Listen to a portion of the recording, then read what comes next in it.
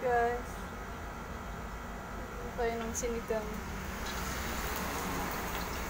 Hulog po muna natin yung karne or meat, baboy. Takpan po natin.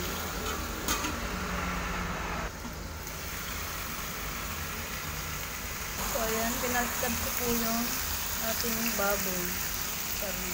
Tapos takpan po natin ulit. Next po, hinulog ko po yung tomato or kamatis. Para po lumambot na siya. Kamatis at lumasa na din. Tsaka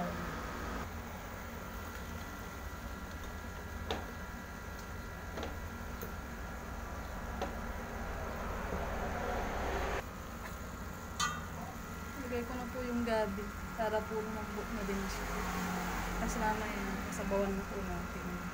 So, yun na guys. Pwede na po nating sabawan. Medyo nasusunog na po ang ating niluto. So, ito na po guys. Nilipat ko lang po siya sa kasirola para mas maganda po yung luto ng ating karne. At kulay orange na din po yung sabaw. Dahil sa kamatis, tomato. Ay, hindi pala ito. Tayin po ulit natin siya. Tapos hulog na po natin yung mga ibang ingredients later. Tayin po natin ulit na kumulog guys.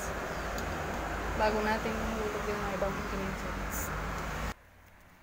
So guys, dahil madilim na po dun sa pinaglutuan ko kanina, hindi nyo na po nakita.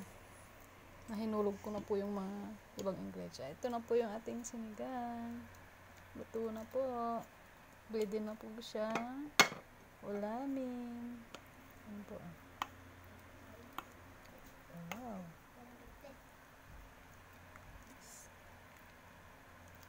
So,